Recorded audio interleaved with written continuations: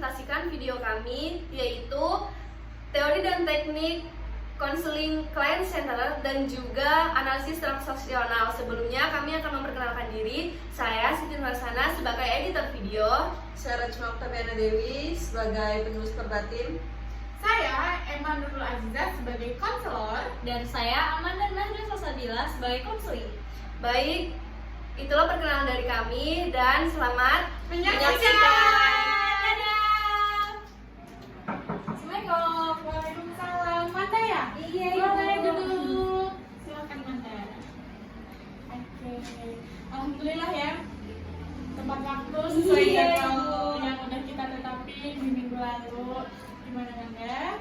Ada yang belum bisa Ibu bantu? Banyak Ibu. Oke Manda, sebelumnya kan kita udah buat jadwal. Ini kan pertemuan pertama kita. Iya benar. Ibu mau tanya dulu nih sama Manda. Manda tuh udah tahu belum sih tujuannya kita ketemu di sini tuh mau ngapain gitu? Mau konseling Ibu. Oke, konseling. Ibu tanya, apa sih yang Manda tahu tentang konseling individual? Setahu saya ya Bu ya, konseling individual itu konseling secara individu atau perorangan untuk membantu dalam memecahkan masalah konseling. Oke, bener ya Manda.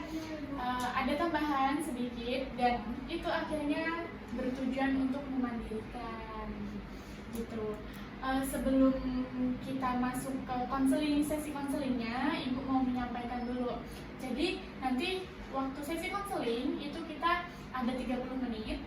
Nah, lalu kita memenuhi asas-asas yang ada. Jadi yang pertama itu asas kesukarelaan.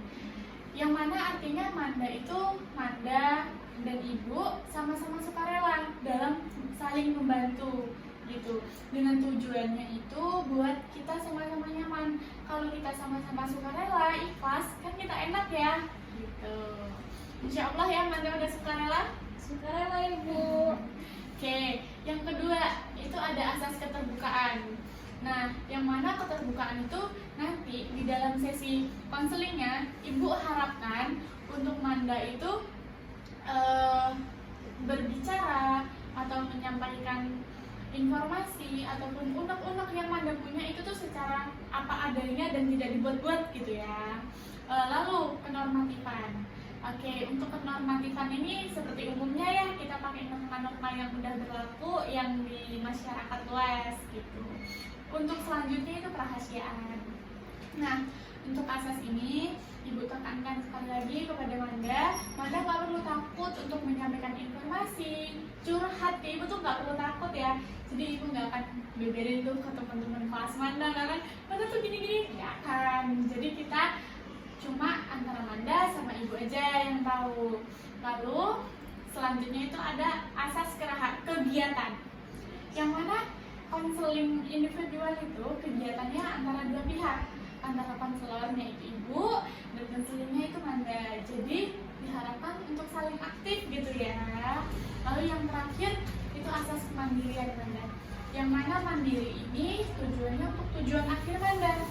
Yang untuk mandirinya itu Manda bisa mengambil keputusan secara mandiri. Jadi boleh Manda nyaman sama Ibu, bolak-balik konsul sama Ibu boleh, tapi itu dalam konteks masalah yang berbeda. Jadi Manda satu masalah itu selesai, enggak Manda datang ke Ibu curhat dengan masalah-masalah itu aja. Jadi mandiri ya Manda untuk kedepannya gitu.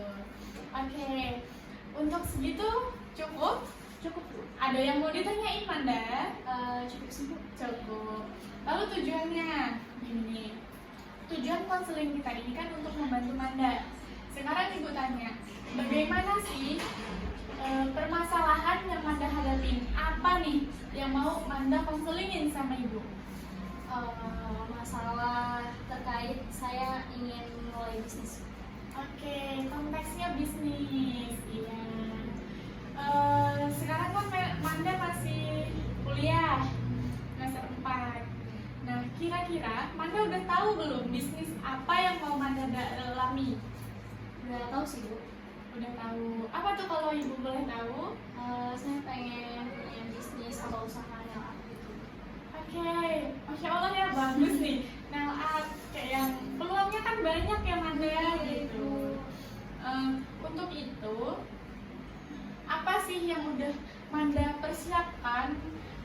aja yang udah Manda lakuin untuk ngejalanin usaha itu? Yang pertama saya udah nyiapin kayak alat-alatnya yang dibutuhin gitu ya Bu, kayak misalnya meja, lampunya juga. Terus sekarang lagi proses nabung buat khususnya Bu. Oke, jadi untuk sekarang Manda ini belum melakukan atau belum bisa gitu untuk nail artnya? Belum Ibu. Belum, jadi baru mau kursus? Iya. Nah, untuk itu Manda udah ada pandangan nggak kursus kemana, sama siapa gitu? Sudah sih Bu. Alhamdulillah. Di mana Manda? Ada lah beli. Di Keminang Bening. Oke. Dekat ya Manda? Gimana kira-kira itu mengganggu nggak sama proses perkuliahan? Insya Allah enggak sih Bu, soalnya kan nanti kita sistemnya booking gitu kan kalau misalnya kita udah berjalan ke bisnisnya gitu. Jadi menyesuaikan waktu kita. Oh, semacam private? Enggak sih Bu, beda. Beda. Oke. Untuk itu ya Manda, itu udah bagus di usia yang remaja, udah ada pemikiran untuk usaha, itu udah bagus gitu. Lebih ditingkatkan lagi. Terus apa nih kendala yang Manda alamin? Kendalanya dalam menabung sih Bu.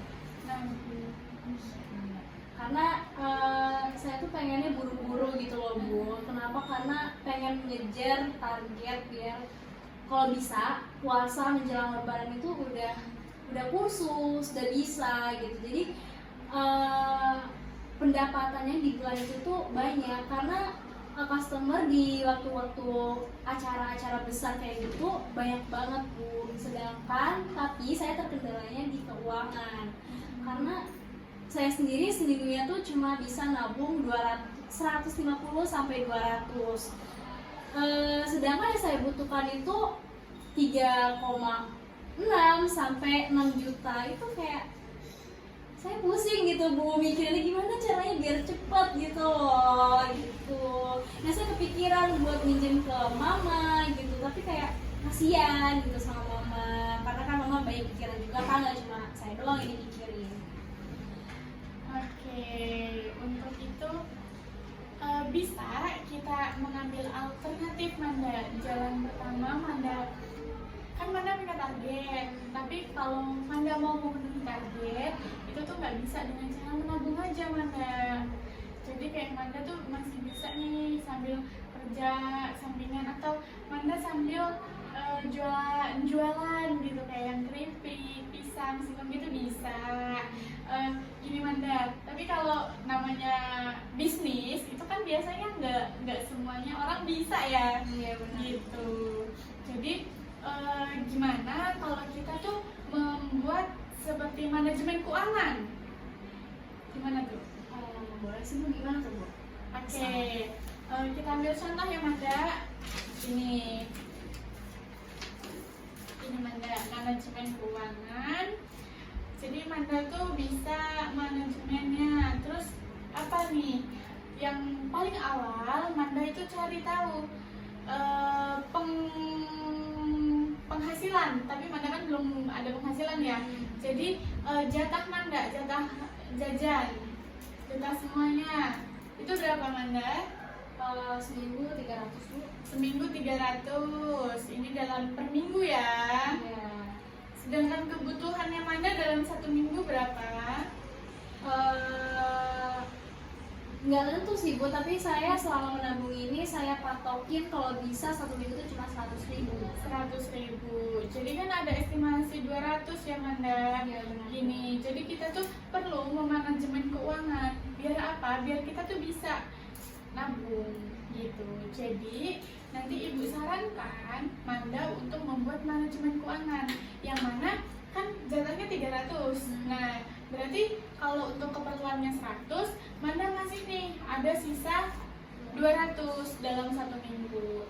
Nah, itu jangan lupa juga untuk estimasi biaya dadakan. Biasanya ya mau nggak mau namanya biaya dadakan, kalau Manda ngapus bawa motor ya disisipkan untuk bensin, ataupun nanti kendala kayak bannya kempes atau apa itu bisa disisipkan 50.000. Nah, sisanya baru ditabung. Jadi ditargetkan manajemen keuangannya diatur gitu.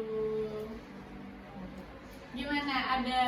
Kalau Manda ada opsi lain nggak tuh? Ada pemikiran lain nggak selain dari ini?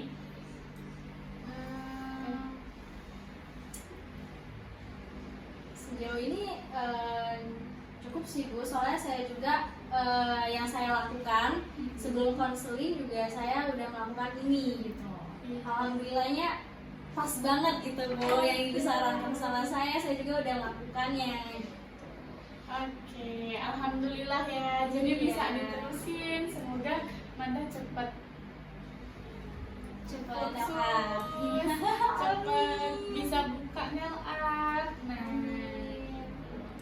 oke Manda, untuk waktunya masih ada sisa nih. Kok sesi konselingnya kita sudah selesai. Ada yang mau Manda tanyain lagi atau enggak? Mulainya dia Bu. Boleh. Kalau misalnya pikiran saya buat minjem sama mama dulu, bentar saya bayar, jadi mama cuma nalangin doang gitu. Itu gimana Bu? Nah, itu kan melibatkan ibunya Amanda ya. Nah, jadi itu memerlukan persetujuan. Jadi Manda, hubungan Manda sama ibu gimana? Baik. Baik, alhamdulillah ya. Nah, Manda deket nggak sama ibu? Dekat. Deket. Kalau udah baik, deket, Manda tuh bisa bilang sama ibu. Orang tua Manda udah tahu belum? Kalau Manda mau Tahu. tahu. Manda udah pernah ngobrol belum tentang Bu Udah. gimana gitu? Udah. Nah, respon orang tua Manda gimana? Mama bilangnya ya kalau semuanya mama nggak bisa, soalnya kan mama juga banyak kebutuhan lain gitu. Tapi kalau bantu setengahnya mungkin atau gimana bisa, tapi kalau sepenuhnya full dalam waktu sebentar ini, jangka waktu pendek ini nggak bisa. Dilihat dari situ kita bisa ada dua opsi nih Manda. Yang pertama itu Manda lanjut nabung dulu, megang setengah, baru minta dibantuin sama ibu gitu.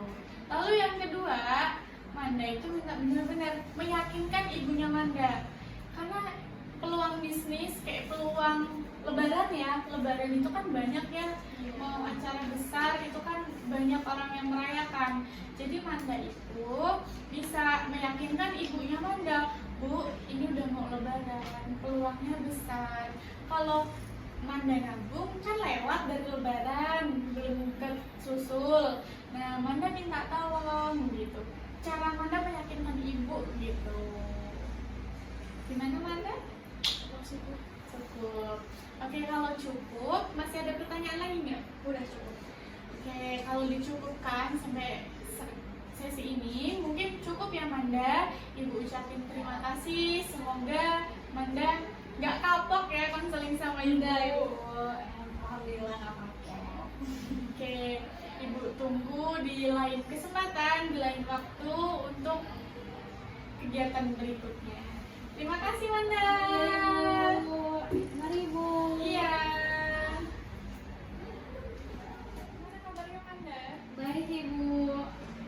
Oke, gimana nih setelah proses perjalanan konseling yang kemarin dilanjutkan, ini jadwal baru lagi kita ya di Iya, pertemuan iya, konseling yang kedua dengan tema yang berbeda, dengan permasalahan yang berbeda. Gimana tuh kalau kesah atau pengalaman, pesan dan kesan di konseling yang awal? Alhamdulillah sekarang lebih baik sih Bu. Bisnisnya juga insya Allah berjalan. Semangat. Jadi kayak yang apa aja keputusan yang udah Manda ambil ditekenin ya. Oke, kita masuk ke sesi konseling yang kedua. Di sini Manda ada keluhan tentang hubungan dengan keluarga, benar? Benar Ibu. Oke, waktu konseling kita ada 30 menit dari sekarang. boleh Manda ceritakan dengan, masih ingat asas-asas yang kemarin Ibu sampaikan? Masih Ibu. Oke, gambaran besarnya sudah Manda ingat, udah Manda tahu, boleh kita terapkan di sesi konseling ini. Boleh Manda ceritakan bagaimana hubungan Manda yang Manda keluhkan dengan keluarga Manda? Jadi gini Bu, kan ini saya mau masuk kuliah. Nah, ada perbedaan keinginan antara saya sama orang tua saya, tepatnya sama papa saya gitu. Jadi papa saya tuh pengennya saya tuh masuknya tuh kayak polisi atau kedinasan, kayak misalnya stan mungkin, atau di PDN, pokoknya sesuatu yang udah pasti gitu, bukan kuliah. Tapi saya malah milih untuk masuk kuliah dan di BK. Sedangkan bapak saya kalau mau kuliah boleh, tapi dihukum gitu. Nah, waktu pas papa saya tahu saya masuk di BK, papa saya tuh marah gitu loh Bu. Papa saya tuh marah, diemin saya gitu. Sehingga hubungan saya antara papa itu tidak baik. Komunikasi kita itu nggak bagus. Oke, setelah Manda berjalan, sekarang kan sudah di semester 4. Benar Manda? Benar. Udah semester 4, berarti udah berjalan hampir 2 tahun ya. Nah, hampir 2 tahun, bagaimana nih komunikasi atau hubungan Manda dengan ayah Manda? Atau apa makin memburuk atau sudah lebih baik nih? Sejauh ini sih udah lumayan mending ya Bu. Tapi ada di mana waktu kayak papa saya tuh meremehkan gitu loh Bu, kayak apa sih BK doang gitu. Jadi kayak saya tuh mungkin dipandang nggak ada masa depan kali ya Bu ya, dilihatnya gitu. Terus bapak saya sampai sekarang juga masih kayak menuntut saya kayak polisi gitu. Ya gitu deh Bu, pokoknya Bu kayak saya bingung sendiri gitu, bagaimana sih caranya biar bapak saya tuh bisa ngerti gitu apa keinginan saya, dan dia tuh bisa mendukung apa yang jadi keinginan saya gitu. Setidaknya support apa gitu, bukannya menjelekkan atau merendahkan atau apa gitu. Gitu. Untuk itu ya Manda, jadi di sesi konseling ini kita menerapkan teori dari analisis transaksional yang mana itu membahas tentang hubungan. Manda udah bagus, udah hebat. Ego Manda tuh benar, tidak di jalan yang salah, namun itu kan bertolak belakang dengan keinginan keluarga. Manda udah hebat. Manda bayangin ya, Manda keterima di Unila dengan puluhan ribu orang yang pengen masuk ke Unila, itu udah mantep banget ya, udah hebat. Jadi di sini ego Manda itu udah bener, tapi untuk hubungannya itu yang belum baik-baik aja. Nah, untuk itu keputusan yang bisa Manda ambil itu tuh memperbaiki. Jadi kalau memang memperbaiki itu sulit ya? Ngajak ngobrol gitu? Sulit. Jadi kalau untuk hubungan itu sulit, coba dilakukan dengan cara yang lain. Di antaranya ada kayak misalnya Manda menunjukkan Manda ini bisa loh di BK, Manda tuh berprestasi gitu. Manda tunjukin di hal-hal yang lain. Terus kasih pengertian, ayah kalau Manda dipaksain kan gak bisa gitu. Jadi bagaimana komunikasi Manda antara apa sih Manda, gimana sih porsinya Manda ke ayah, itu harus komunikasi. Biar apa? Lama-kelamaan itu nanti ada hubungan baik gitu. Jadi coba setelah gambaran yang udah kita terapkan, apa nih kayak langkah berikutnya yang mau Manda ambil? Tapi masalahnya nih ya Bu, papa saya tuh orangnya otoriter Bu, kayak keras gitu. Apa yang jadi pemikiran dia itu pasti benar gitu. Jadi kita tuh susah buat ngelak gitu. Jadi saya tuh kayak kurang ada keberanian untuk menyampaikan keinginan saya gitu. Bahkan saya waktu pas mau bilang ih pengen deh bukan LK gitu, Papa dukung ya? Enggak, Papa nggak dukung gitu bilangnya. Gimana tuh Bu? Terus dia bilang nggak ada masa depan, nggak menjamin. Gimana coba Bu? Sulit ya Bu ya? Oke, memang dari Papa Manda kan sulit ya, otoriter. Jadi untuk di teori kali ini yang kita pakai itu kan analisis transaksional, di mana konselor itu memenuhkan tanggung jawabnya di konseling. Jadi ada beberapa opsi Manda yang telah kita sampaikan tadi, itu bisa Manda pakai satu persatu. Kalau memang itu sulit di Manda, bisa dicoba. Sulit belum berarti nggak bisa kan? Bisa Manda dicoba satu-satu. Lambat laun ketika Manda sudah mendalami hal itu, Manda ada kemajuan, nggak mungkin pemikiran ayah Manda stuck di situ gitu kan? Ya pemikirannya pasti berubah. Oh, anakku bisa di sini tuh, bisa peluangnya tuh udah besar gitu. Jadi kayak yang memang otoriter itu tidak bisa dipungkiri ya Manda, itu yang terjadi di keluarga kita, itu yang bisa kita terima. Tapi keputusan yang bisa diambil itu ada di Manda. Kalau Manda terus-terusan galau, bahkan sampai stres, depresi, itu kan bahaya banget. Nah, coba Manda lakukan hal-hal yang bisa menyenangkan di Manda, lega di Manda, dan tidak mengganggu di ayah Manda. Gimana Manda? Ada kepikiran untuk apa gitu nggak? Sejauh ini buktiin aja sih Bu. Ya semoga takdir saya bagus ya Bu ya. Iya. Jadi bisa membuktikan, bisa membuka mata dan pikiran papa saya gitu. Oh bisa nih anak saya di sini. Ternyata nggak salah milih GK, atau nggak salah buka bisnis nail art juga. It's okay gitu. Ya intinya saya pengen buktiin aja sih masa bisnis. Oke, Manda tetap semangat. Apapun itu, kita hidup di dunia ini udah ada garisnya, udah ada jalannya. Tetap semangat ya. Gimana pun nanti ke depannya, lika-liku perjalanan pasti ada. Tetap kuat-kuat dari Mandanya. Oke.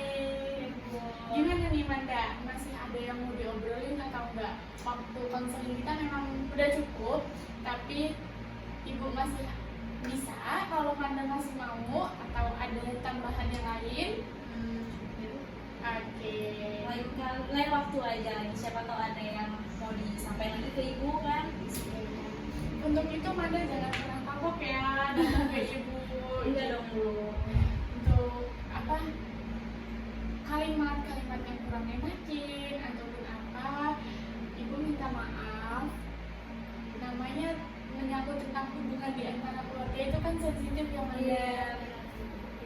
Jadi nanti bagaimana ke depannya itu tetap keputusan yang bisa Manda ambil, Ibu serahkan kepada Manda, tapi gambarannya ya seperti itu tadi. Oke, makasih ya Manda.